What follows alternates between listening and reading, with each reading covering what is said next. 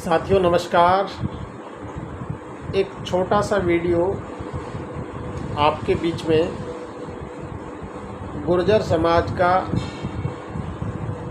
मेरे नज़रिया में राजनीतिक विश्लेषण, इस पर एक मैं छोटा सा वीडियो तैयार कर रहा हूँ। मुझे आशा है बहुत सारे साथियों को शायद पसंद आएगा। अच्छा लगे तो मैं चाहूँगा कि इसको मेरे विश्लेषण को ज़्यादा से ज़्यादा लोगों तक पहुंचने का और पहुंचाने का जरिया बने। साथियों, मेरा कोई बहुत लंबा राजनीतिक अनुभव नहीं है, मैं कोई पॉलिटिशियन नहीं हूं। मैं तो एक छोटा सा एक पार्टी का प्रतिनिधि के रूप में, एक संगठन तैयार करने के रूप में अभी हम मात्र 5 साल के कार्यकाल में कार्यरत हैं। एक कैडर बेस्ड पॉलिटिकल पार्टी खड़े करने में, एक आइडियोलॉजी, एक विचारधारा के साथ। मगर फिर भी बहुत सारे बुद्धिजीवियों का, बहुत सारे राजनीतिक समझ वाले लोगों के बीच में जाने का मौका मिला। पिछले 5 वर्षों में राजनीतिक संगठन निर्माण के रूप में बहुत सारे लोगों के बीच में जो मौका मिला है, वहाँ से जो अनुभव प्राप्त हुए हैं,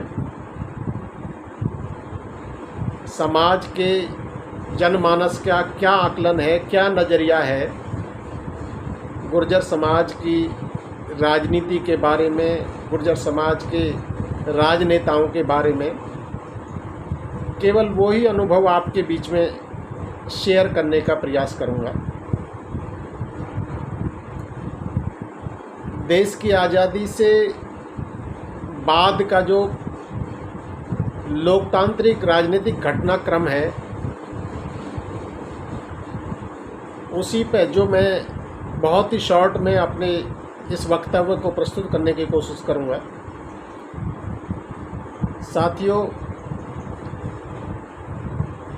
वैसे तो देश की आज़ादी के साथ ही गुर्जर समाज का जो अपने आप में सरदार पटेल को पूरे देश का गुर्जर अपना आइकॉन मानता है,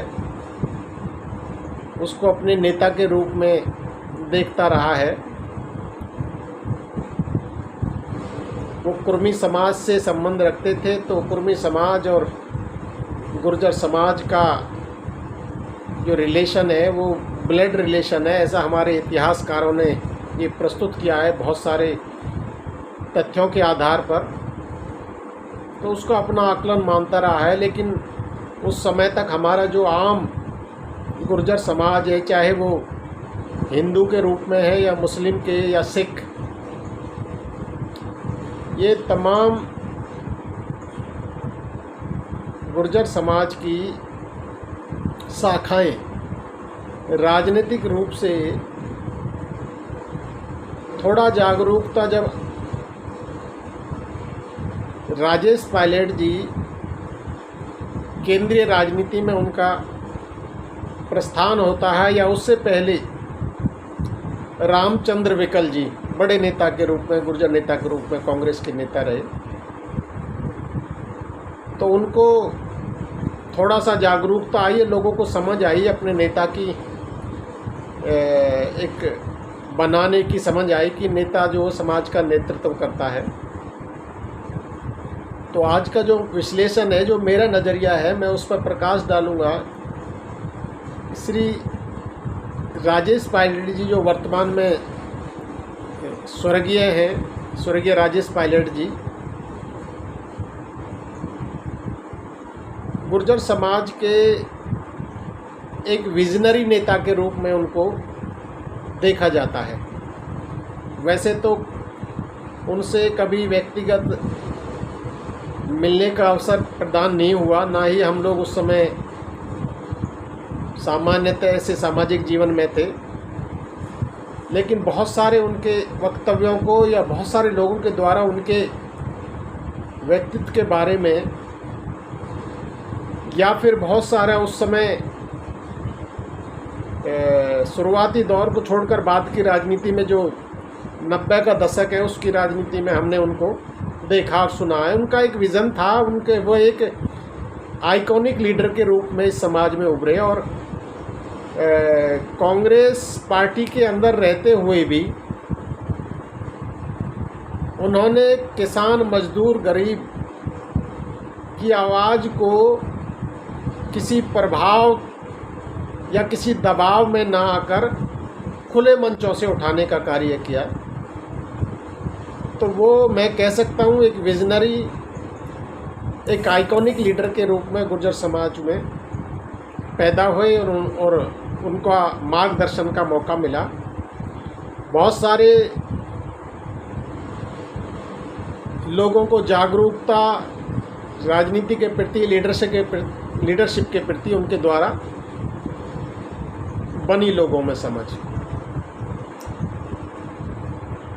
लेकिन दुर्भाग्य इस समाज का कि ऐसे लीडर बहुत लंबे समय तक उनका दिशा निर्देश करने का जो मार्ग है, उनका नेतृत्व करने का जो मौका है, वो इस समाज को नहीं मिला। उनके जाने के बाद छोटा सा एक स्पेस, छोटी सी एक उम्मीद क्रिएट हुई थी, वो पूरी तरह से धुंधली पड़ गई। और आज हम वर्तमान में भारत की राजनीति में गुर्जर समाज में बहुत सारे, कई सारे सांसद हैं, विधायक हैं, अलग अलग पार्टियों में हैं, मगर जहाँ तक समाज को दिशा दे और एक विज़न के रूप में काम करने वाले नेता की बात समझें तो वो नज़रिया में मैं कह सकता हूँ कि गुर्जर समाज का जो एक राजनीति में विज़नरी है, जो विज़न है, जो उनका भविष्य का को रास्ता है, वो कह सकते हैं कि पूरी तरह से बंद है। और राजनीतिक नेता के रूप में, सामाजिक रूप से एक दिशा दिखाने के रूप में राजनीति के क्षितिज पर वो शून्य कह सकते हैं। थोड़ा सा अगर हम कहें, कांग्रेस पार्टी में ही रहकर अगर उस स्पेस को भरने का काम किया है, वो स्वर्गीय राजेश पायलट जी के बेटे सचिन पायलट ने कह सकते हैं कि उनको राजनीतिक समझ है, उनके अंदर पेशेंस भी है। ऐसा हमने कई बार मौक़ों पर उनको समझने का मौका मिला है, देखने का मौका मिला है। व्यक्तिगत तौर पर कभी मुलाकात नहीं की, लेकिन उनके जो इंटरव्यूज़ हैं, उनके वक्तव्य हैं, उनका बहुत सारी टाइम पे वो घिरने की स्थिति में आ गए हैं खुद कांग्रेस पार्टी के अंदर ही। तो लेकिन वो बड़े स्किल के साथ और बड़े धैर्य के साथ उन्होंने अपना रास्ता खोजा और वहाँ से वो निकल के बाहर आए हैं। कह सकते हैं उन्होंने कभी अपने धैर्य को खोया नहीं। तो इस स्पेस को अगर कह सकते हैं कि राजेश पायलट जी के स्पेस को कुछ हद तक भरने की जो कोशिश है वो सचिन पायलट जी ने ही की है। लेकिन जहाँ तक आज का जो सवाल है कि गुर्जर समाज की राजनीतिक विश्लेषण, एक दिशा के साथ कौन लीडर है जो समाज को एक दिशा विशेष के साथ एक दिशा देने का काम कर रहा है, उसकी पूरी तरह से कह सकते हैं कि वो शून्यता है। सचिन पायलट जी कांग्रेस के मंच पर रहकर तमाम किसान मजदूर की बात करते हैं, लेकिन समाज को एक लीड करने के नाम पर उनका जो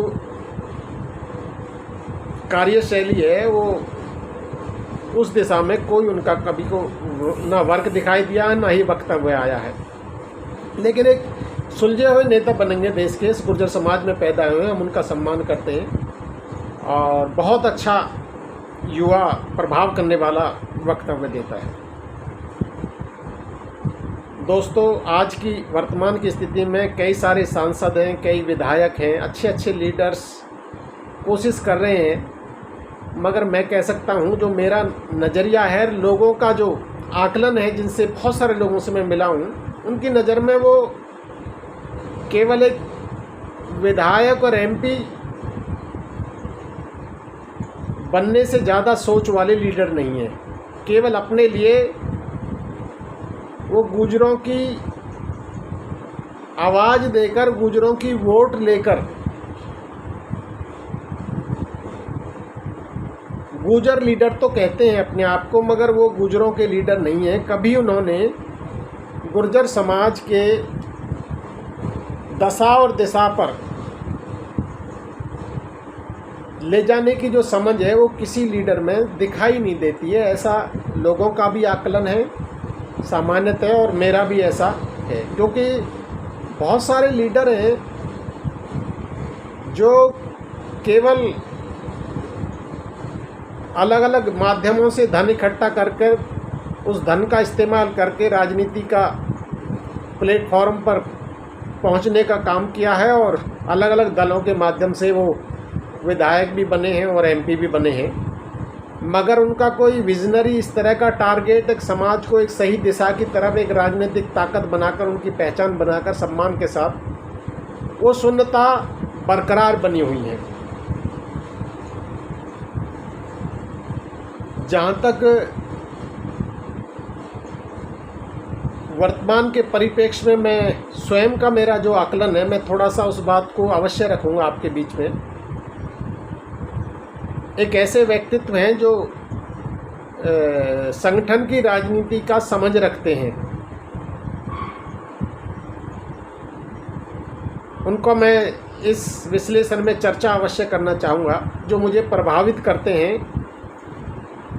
और मैं कह सकता हूँ कि अगर मेरे आकलन में कोई भारत के अंदर का, गुजरों के अंदर कोई राजनीतिक समझ रखता है, संगठन की समझ रखता है, तो वो व्यक्तित्व हैं श्री राजकुमार भाटी जी, गौतम बुद्ध नगर उत्तर प्रदेश में वर्तमान में समाजवादी पार्टी के प्रवक्ता की भूमिका में काम कर रहे हैं। लेकिन मैं उनके लगभग 25-30 साल के जो पीछे उनकी जो एक कोशिश रही है, जो समझ रही है, जो संगठन पे उनका स्टडी रहा है, पेशे से पत्रकार भी रहे हैं, वो भी उनके अंदर बहुत अच्छा एक एक्स्ट्रा क्वालिटी है। उनकी जो राजनीतिक समझ है वो प्रभावित करने वाली है। संगठन की समझ है, संगठन पर उन्होंने कोशिश भी की, बहुत अच्छे प्रयास थे, मैंने बहुत नज़दीक से देखा है, क्योंकि मैं भी धीरे धीरे ऐसे लोगों को फॉलो करता रहा हूँ। 20-25 साल से मैं भी, भले ही मैं सार्वजनिक जीवन में परिवार को आगे बढ़ाने का और उसमें, लेकिन मैं फिर भी अपने समय को, छुट्टी के समय को मैं इधर उधर ना बिताकर मैं ऐसे लोगों के बीच में ही जाता रहा हूँ, और बहुत सारे काम इनको ऐसे लोगों से सीखने को मिला है। ये भी मैं कह सकता हूँ मुझसे 2-3 साल ही एज में बड़े होंगे, लेकिन ये प्रभावित करने वाले, मुझे स्वयं को प्रभावित करने वाले व्यक्ति हैं। ये जो राजनीतिक समझ रखते हैं, संगठन की समझ रखते हैं, एक विज़न है, सोच है, भले ही वो आज तक विधायक नहीं बने हैं, एमपी नहीं बने हैं, लेकिन उसके बाद भी मैं कह सकता हूँ कि ये एक ऐसी व्यक्तित्व हैं जिनको एक राजनीतिक समझ है, एक दिशा को ले जाने की, एक केवल वो, मैं कह सकता हूँ कि वो गुर्जर समाज ही नहीं,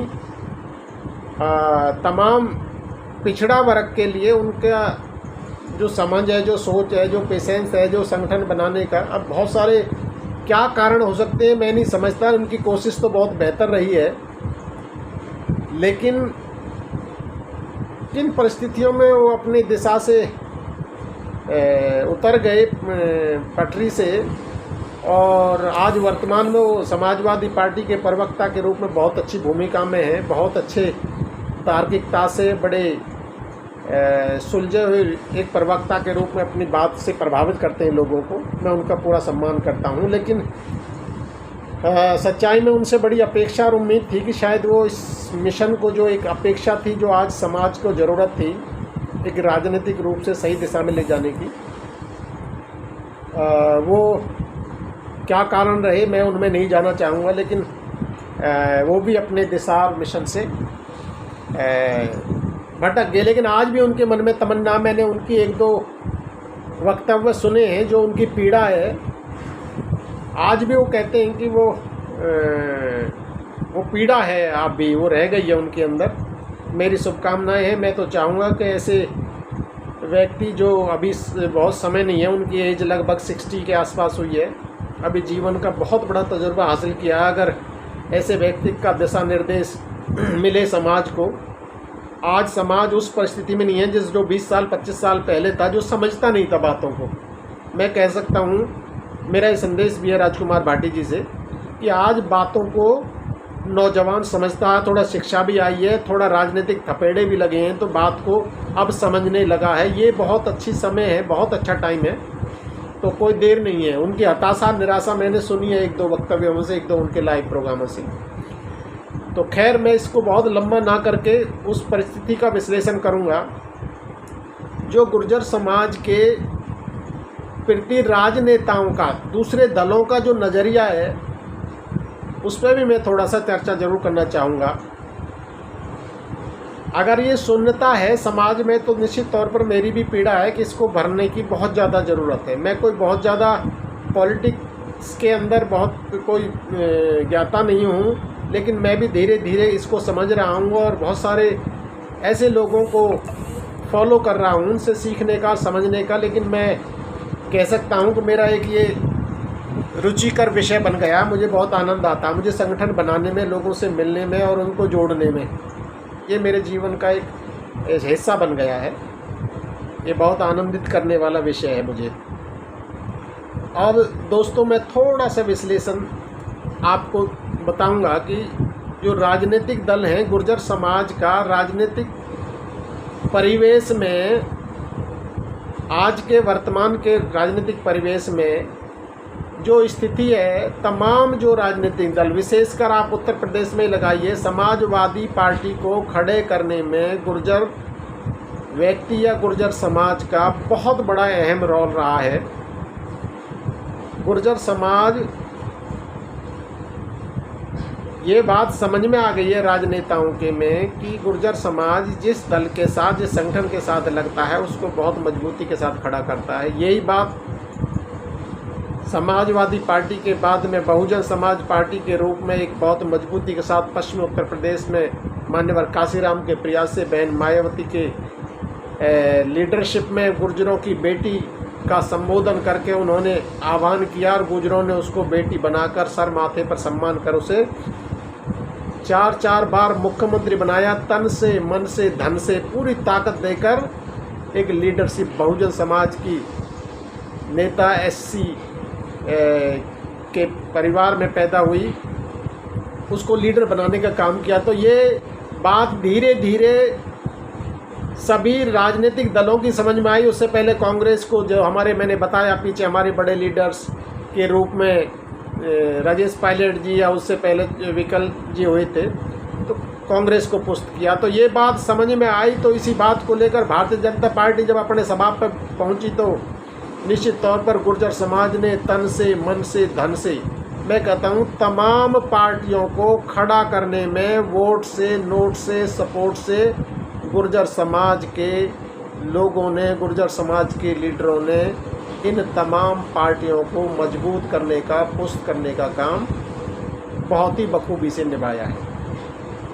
वर्तमान के परिवेश में मैं अभी नई एक पार्टी बनी है, भीम आर्मी से निकली हुई, चंद्रशेखर आज़ाद जिसके राष्ट्रीय अध्यक्ष हैं, वो भी इस वक्त की नज़ाकत को भाप गए और वो जान गए कि अगर कोई लीडर बना सकता है तो वो गुर्जर समाज जो पश्चिमी उत्तर प्रदेश में बहुत मजबूती के साथ, जिसके कई ऐसे उदाहरण हैं, जिसने कई पार्टियों को, कई नेताओं को शिखर पर पहुंचाया है, तो उन्होंने भी इस पूरी स्टडी को अध्ययन करके, पूरा स्टडी करके इस विचार को गुर्जर समाज के बीच में अपने,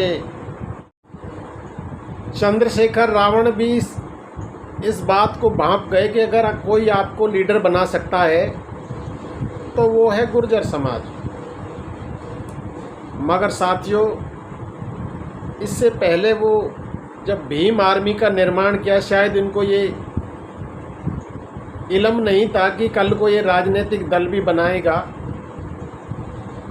भीम आर्मी ने गुर्जर समाज के साथ जिस तरह का व्यवहार और बर्तावा किया, क्योंकि भीम आर्मी का निर्माण गुर्जर समाज के कार्यकलापों के विरोध में ही निर्माण किया गया था और पूरे सहारनपुर मंडल के अंदर सबसे पहला विरोध भीम आर्मी ने गुर्जर समाज के युवाओं के साथ, जिस मिहिर भोज के सम्मान की बात आज चंद्रशेखर रावण, भीम आर्मी, आज़ाद समाज पार्टी करती है, सबसे पहले बोर्डों को उखाड़ने का काम भीम आर्मी के लोगों ने सहारनपुर मंडल के अंदर गांव गुर्जर समाज के नौजवानों का विरोध किया। मगर जैसे ही उनकी राजनीतिक महत्वाकांक्षा जागी तो उनको समझ आई कि अगर कोई आपको लीडर बना सकता है तो वो है गुर्जर समाज। साथियों, उन्होंने भी अपने फार्मूला को अप्लाई किया और गुर्जर समाज के युवाओं को जो नए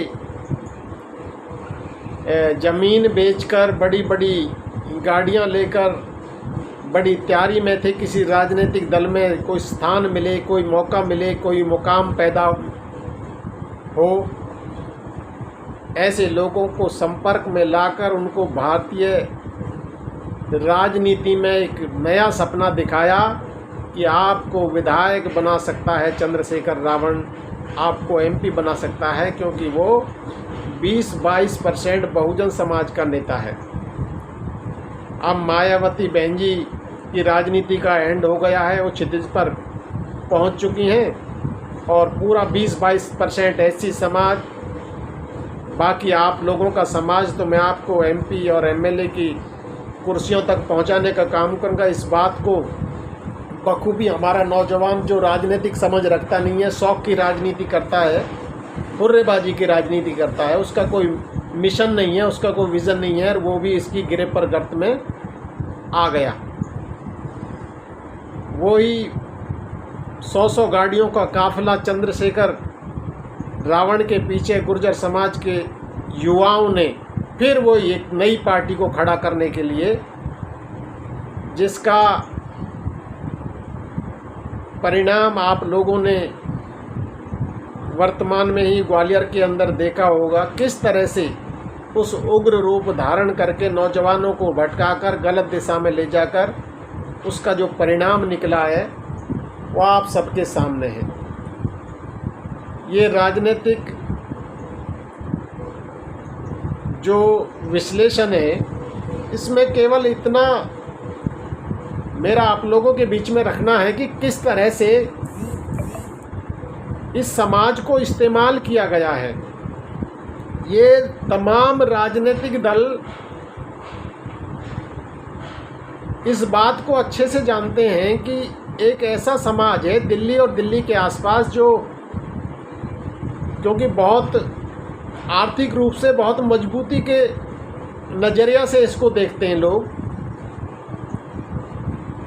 जिसका उदाहरण मैं एक ही मिनट में और दूंगा। अभी बहुत जल्दी में ही मेरा बिहार की एक पार्टी है जनता दल यूनाइटेड, उनके साथ मुलाकात हुई। उन्होंने मेरा कहीं से जानकारी हुई कि गुर्जर समाज के प्रयासों से उनके लोग कोई राजनीतिक पार्टी का गठन करने का प्रयास कर रहे हैं, तो उन लोगों का संपर्क हुआ। तो अभी नज़दीक में दिल्ली के अंदर बिहार भवन में उनके मंत्री महोदय हैं बिहार सरकार में, शरण कुमार जी से मुलाकात हुई, तो उन्होंने परिचय हुआ, बातचीत हुई। वो भी मानते हैं कि गुर्जर समाज और कुर्मी समाज का ब्लड का रिलेशन है, खून का रिश्ता है। हम भी सरदार पटेल को अपना नेता मानते हैं, गुर्जर समाज भी मानता है, कहीं ना कहीं हमारे आपके संबंध है। लेकिन उन्होंने ये जो सवाल पूछे मुझे कि भाई यहाँ गुर्जर समाज इतनी मजबूती के साथ आर्थिक ताकत देता, तमाम राजनीतिक पार्टियों को जो खड़ा करने में सुना है हमने, उन्होंने बहुत कुछ धन दौलत लगाया है अपना, और हमारा और आपका तो खून का रिश्ता है। नीतीश कुमार जी को भी आप जो है दिल्ली और दिल्ली के आसपास के लोग जो एक नेता के रूप में प्रस्तुत करें, ऐसे मेरी आशा और उम्मीद लेकर आया हूं। तो मैंने बताया, देखिए मन की मंत्री जी, ये जो आकलन है बहुत ज़्यादा धनाढ़ और धनवान होने का या बहुत बड़े दबंग होने का, जो 2-3 आपने बातें कही हैं, ये एक झूठा प्रचार है, मिथ्या प्रचार है, ये बहुत अच्छी तरह से प्रचारित किया गया है। क्योंकि हम कह सकते हैं कि ज़मीन जायदाद एक पुश्तैनी, यहाँ पर हमारे बुज़ुर्ग यहीं के रहने वाले थे, किसान जाति से हम बिलोंग करते हैं, तो वो ज़मीनें हैं वो दिल्ली के आसपास एक्वायर हो गई हैं। उसका इस व्यवस्था ने पूरी तरह से एक्वायर करके ले लिया है, तो वो पैसा मिला है उसको। हमारा नौजवान दिशा जो उसने पकड़ी है, वो बड़ी बड़ी गाड़ियाँ ली हैं, बड़ी बड़ी मकान बनाए हैं, ये तो ज़रूरी है। और उसके साथ साथ वो शौक़ में राजनीति करता है, शौक़ की राजनीति करता है। उसकी कोई आइडियोलॉजी नहीं है, उसकी कोई फ़िलॉसफी नहीं है, उसका कोई मिशन नहीं है, उसका कोई विज़न नहीं है। तो निश्चित तौर पर वो जो भी पार्टी आती है वहाँ अपना सोचता है कि मैं एक यहाँ से विधायक बन जाऊँगा, कैरियर बन जाएगा, MP बन जाऊँगा, तो वहाँ वो अपना खूब इन्वेस्टमेंट करता है, बड़ी बड़ी गाड़ियों को दौड़ाता है। ये आपकी बात सच्चाई है, मगर हम इस तरह की राजनीति नहीं कर रहे। हम एक आइडियोलॉजिकल, एक मिशन और विचार पे काम कर रहे हैं, तो हम लोग इसमें आपकी कुछ मदद नहीं कर पाएंगे। खैर, उनसे हमारी बात हुई और वो हमारी बात को समझ गए और हमसे उन्होंने अपने साथ अलायंस का, वो बड़े अचंभित रहे कि आप एक आइडियोलॉजिकल लड़ाई लड़ रहे हैं, पिछड़ों की बात करते हैं, उस वर्ग की बात करते हैं जो इस देश के अंदर वंचित है, किसान मजदूर की बात करते हैं, तो हम आपके साथ अलायंस बनाएंगे और मिलकर काम करेंगे। लेकिन मैंने ये सुना था, ऐसा एक पूरे देश में इस समाज का एक तस्वीर बनी हुई है, मैंने इसलिए जिक्र किया है। मैंने कहा सर, ये तस्वीर जो बनाई है, मैं आपको बताऊं, पूरे NCR में कोई इंडस्ट्री नहीं है बड़ी गुजरों के पास, कोई बहुत बड़े साधन नहीं है, कोई पेट्रोल पंप नहीं है, या कोई बहुत बड़ा व्यापार नहीं है इनके पास। केवल वो ज़मीनें मिल गई हैं, उससे कुछ किराए के साधन बना लिए हैं, या फिर उससे बड़े बड़े मकान बना लिए हैं। वो राजनीति करता है शौक़ में, तो ये सच्चाई है, आपने सही सुना। खैर, उन्होंने हमारी आगे जो बात है इस पर ज़्यादा ना करके मैं इतना बताऊं कि उन्होंने हमसे संबंध जोड़ा है और आगे भविष्य में मिलकर लड़ाई लड़ने की। तो अब मैं इस बात को लेकर मैं जब घर पहुंचा, जो मेरा इस बात को कहने का जो मेरा मकसद था, कि मैं बड़ा चिंतित हुआ, बड़ा अचंभित हुआ कि देखिए हमारा जो गुर्जर समाज के प्रति जो नज़रिया है वो क्या बना हुआ है लोगों का, इन राजनेताओं का, राजनीतिक दलों का। बड़ा हैरान करने वाला है, इस नज़रिए चिंता करने वाला है, चिंतित करने वाला है कि ये राजनीतिक दल हमारे प्रति किस तरह का नज़रिया रखते हैं। इन लोगों ने गुर्जर समाज को इस्तेमाल की चीज़ समझ लिया है। ये इनका झूठा नहीं है आकलन, ये बिल्कुल सच्चाई है। क्योंकि तमाम राजनीतिक दल, जब कोई मिशन और विज़न नहीं होता जिस समाज के पास, वो इस तरह इस्तेमाल होता है। लीडरलेस समाज होता है, नेतृत्वहीन समाज इसी तरह इस्तेमाल होता है। तो ये हुआ, और इस तरह का हमारा जो एक राजनीतिक मेरा विश्लेषण है, ये मेरा बताने का है। क्योंकि तमाम समाजों को उन्होंने कहा कि देखिए आपके पास में यहाँ पर यादव समाज है, जाट समाज है, उत्तर प्रदेश में तो हमारा कुर्मी समाज भी लीडरशिप क्रिएट कर लिया है, हम लोगों ने बिहार में कर लिया है, तो लेकिन गुर्जर समाज अपना लीडरशिप क्यों नहीं बना रहा। तो उनके ये 2-4 सवाल थे। अब उसका तो आप लोग अच्छे से आकलन कर सकते हैं क्या कारण रहे हैं और क्या, उनसे मैं बहुत लंबा नहीं किया। तो साथियों, ये आज तक मैं ये समझ पाया हूँ कि पहली बात तो इस पर बहुत ही सघनता से काम नहीं हुआ। लीडरशिप क्रिएट करने के लिए कोई कोशिश भी नहीं हुई, किसी ने ऐसा अभियान चलाकर निरंतर रूप से की छोटी मोटी कोशिश, वो बीच में आधी अधूरी रहेगी। तो लेकिन ये आधी अधूरी कोशिशें और विश्वास को तोड़ने का काम करके गई है। तो मैं कह सकता हूँ गुर्जर समाज का जो राजनीतिक भविष्य है वो अंधकार में है, और जब तक राजनीतिक आपका भविष्य अंधकार में है तो आने वाली पीढ़ियों का भविष्य भी निश्चित तौर पर अंधकार में होगा। अब इस बात पर आप लोगों ने स्वयं विश्लेषण करना है, इस पर आप लोग सब समझदार हैं कि किस दिशा में अब आप लोगों को जाना है, किस तरह की राजनीति करनी है, किस तरह का, क्या हमें राजनीति को शौक़ की राजनीति करनी है राजनीति के फ़ायदे क्या हैं, राजनीति से मिलता क्या है, राजनीति से किस तरह की दशा और दिशा तय होती हैं लोकतंत्र के अंदर, इस बात को समझना और इस पर चिंतन करना आज ये बहुत बड़ा विषय बन गया है। आज का जो हमारा इस्तेमाल करने वाली जो परिस्थितियाँ और स्थितियाँ, इस पर भी मैंने छोटे छोटे रूप में आपके बीच में रखा है। अब आपको निर्णय करना है कि आप लोगों ने इस्तेमाल होते रहना है या अपनी पहचान बनानी है और अपने लड़ाई को, अपने आने वाली पीढ़ियों के भविष्य को सुरक्षित करने के लिए स्वयं अपना वर्चस्व बनाना है। साथियों, बहुत लंबा हो गया है वीडियो। मैं आप सबसे अनुरोध करूंगा, अगर ये अच्छा लगा तो आगे इसको शेयर अवश्य करें ताकि ये संदेश कुछ लोगों तक पहुँचे। तो हो सकता है कुछ लोगों में समझ आए, ये सोच बदले और भविष्य के लिए कोई रणनीति तय हो। नमस्कार।